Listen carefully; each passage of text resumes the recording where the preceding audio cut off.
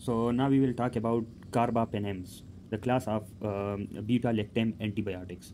We have already talked about penicillin, okay, and we have also talked about other beta-lactam antibiotics like cephalosporins, okay. Now in this lecture we will talk about Carbapenems, which include Doripenem, Imipenem, Meropenem, Ertapenem. Okay, dime antibiotics are given when there is a 10 by 10 life-threatening infection. Okay, so these carbapenems used for life-threatening infections, or when there is when the other antibiotics failed to treat the infection. So after when there is fail other antibiotics to treat infections, we will use the carbapenems. Okay, now the mechanism of action is same as other beta lactam. Okay, so it inhibit the cell wall synthesis.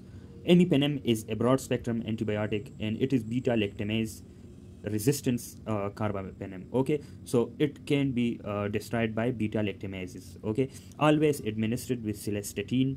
Why? Because the celestatin is inhibitor of renal dehydropeptidases 1, and dehydropeptidases are the class of enzymes in the renal tubules which cause the inactivation of these carbapenems. So the imipenem must be administered along with celestatin because it inhibits the renal dehydropeptidase 1. Why? To decrease inactivation of drug in renal tubules.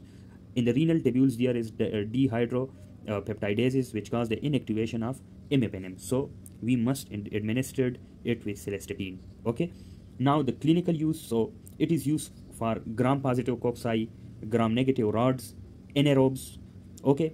So these are the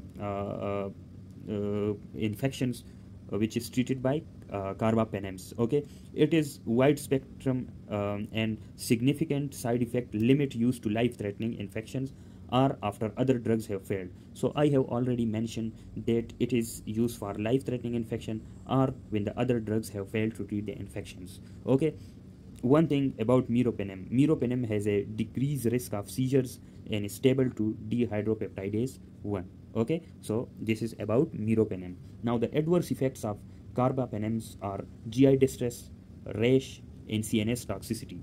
Okay, CNS toxicity will lead to seizures at high plasma levels. Now the mechanism of resistance.